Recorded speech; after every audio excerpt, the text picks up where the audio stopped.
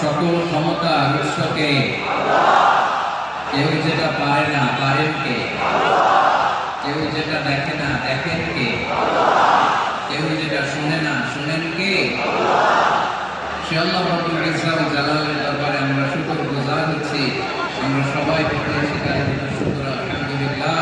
আলহামদুলিল্লাহ। প্রিয় ময়মনসিংহবাসী, আওয়াজ করে গলা ছেড়ে দিয়ে আমার সাথে বলুন, রব্বানা লাকাল হামদ হামদান কাসীরান হামদান কাসীরান তাইয়িবান মুবারাকান ফীহি ইয়া রাব্বি লাকাল হামদ কামা ইয়ানবাগি লিজালালি ওয়াজহিকা ওয়া আযীমি সুলতানিকা লাকাল হামদু বিল ঈমান লাকাল হামদু বিল ইসলাম লাকাল হামদু বিল কুরআন।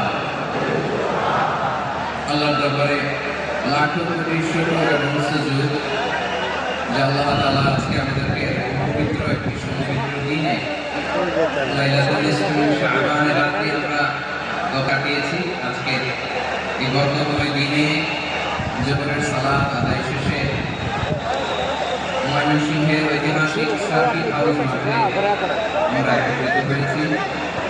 আজ ইসলাম ট্রাস্টের উদ্যোগে আজকে এই বিশাল আমাদের মেয়েরা বিভিন্ন আইনশৃঙ্খলায় নিয়োজিত মেয়েরা এবং ভলান্টিয়ারদের সাথে আছেন ইনশাআল্লাহ।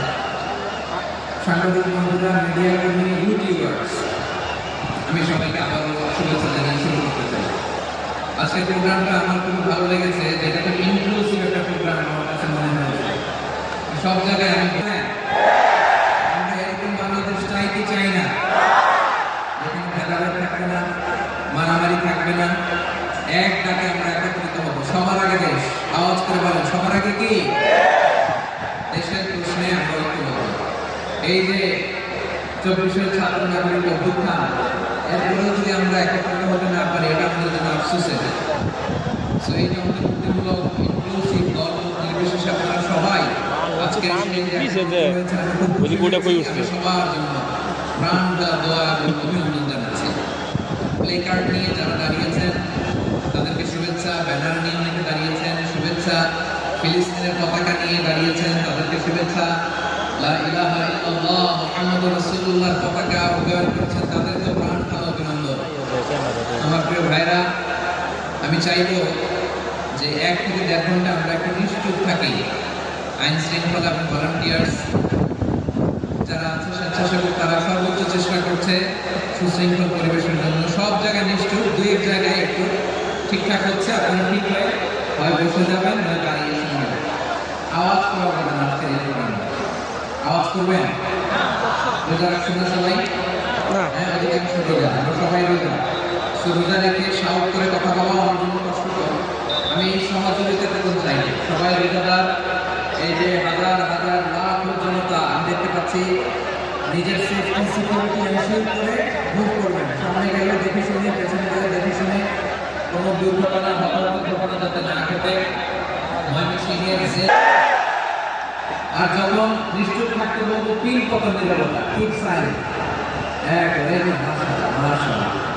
very good, I love it, I like it, the zenzi of Mymensingh, mashallah. আমি আজকে এই চমৎকার দুপুরে সূরাতুল আহজাবের 35 নম্বর আয়াত তেলাওয়াত করেছি।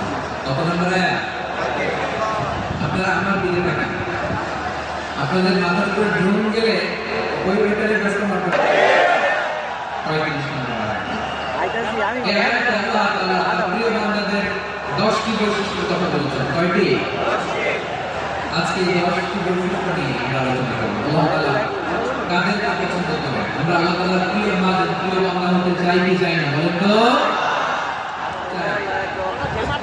যাদের মধ্যে 10টি বৈশিষ্ট্য থাকবে তাদের জন্য আল্লাহ তাআলা ক্ষমা এবং মহাপ্রতিদানের রেখেছেন।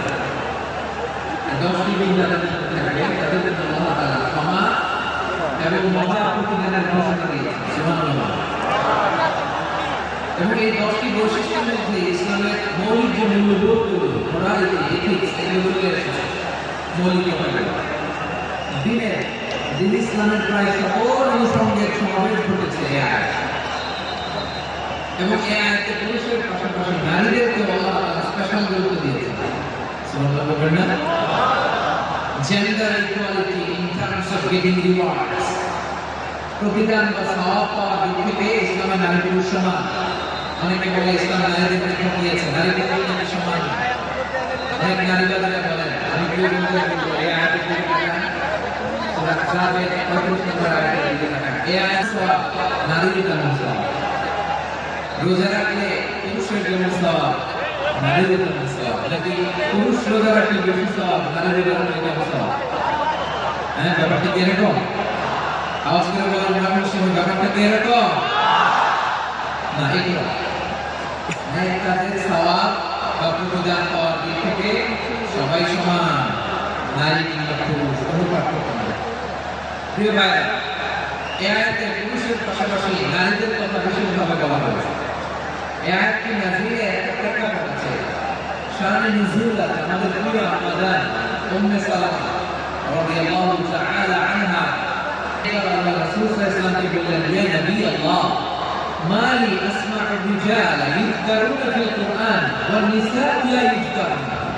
নবী হে, এমন কেন আমি কোরআনে দেখি প্রায় পুরুষদের কথা বলা হয় কিন্তু নারীদের নিয়ে কথা নাই।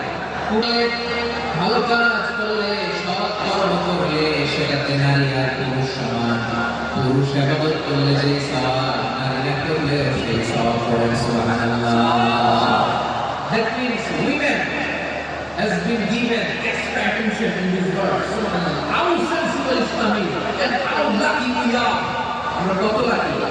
নারীদের মধ্যে নবী বলার সাথে সাথে যাদেরকে খুশি করার জন্য আল্লাহ পুরুষগত শব্দের পাশাপাশি নারীগত শব্দ দিয়ে একটা গোটা আয়াত নাযিল করেছেন। সুবহানাল্লাহ। তাহলে আসুন আমরা দেখি কোন 10টি বৈশিষ্ট্য আল্লাহ তাআলা এখানে উল্লেখ করেছেন যাদেরকে আল্লাহ তাআলা পছন্দ করেন। আওয়াজ করে আমার সাথে বলেন তো, এখানে কয়টা বৈশিষ্ট্যের কথা বলা হয়েছে? কয়টা? 10টা শুনবেন তো? শুনে একসাথে বিদায় নেবেন তো? নাকি আগে আগে উঠে যাবেন? আমি ওঠার আগে কে কে উঠবেন? হাত তুলে দেখি। আমি ওঠার আগে উঠে যাবেন? ভুলে দিচ্ছি না? আচ্ছা, ঠিক আছে, ঠিক আছে। শান্ত হইতে হবে, শান্ত হয়ে বসে আর আমার কথা শুনবে। আমার প্রিয় ভাই, তাহলে যে 10টি বৈশিষ্ট্য আল্লাহ তাআলা পছন্দ করেন যে ইমানদার বান্দাদের মধ্যে থাক, তার এক নাম্বার হচ্ছে আল্লাহ তাআলা বলেছেন, ইন্নাল মুসলিমিনা ওয়াল মুসলিমাতি, নিশ্চয়ই মুসলিম পুরুষ এবং নারী। নিশ্চয়ই মুসলিম পুরুষ এবং নারীকে আল্লাহ পছন্দ করেন। আমরা মুসলিম না সবাই এখানে? আওয়াজ করে বলেন, আমরা মুসলিম কিনা? মুসলিমিন ওয়াল মুসলিমাত, মুসলিম পুরুষ এবং নারীকে আল্লাহ পছন্দ করেন। ইসলাম মানে আত্মসমর্পণ করা, সারেন্ডার করা। ইসলাম মানে সারেন্ডার করা কার সামনে? আল্লাহর ইচ্ছার সামনে, আল্লাহর আদেশের সামনে, আল্লাহর আইনের সামনে আত্মসমর্পণের সারেন্ডারের নামই হচ্ছে ইসলাম। দিল্লি এবং ঠিকিরা কেউ যখন নিজেকে মুসলিম বলে দাবি করে তখন আল্লাহর কোন বিধান আসলে, আল্লাহর কোন আইন তার সামনে আসলে সেটা মানব কি মানব না এমন কথা বলার তার সুযোগ নাই, মানতেই হবে। আওয়াজ করে বলেন ঠিক কি না? এর পরে বলছে, ওয়া কানা লিল মুমিনিন ওয়া লা মুমিনাতিন ইযা কাদাল্লাহু ওয়া রাসূলুহু আমরান আন ইয়াকুনা লাহুমুল খিয়ারাতু মিন আমরিহিম।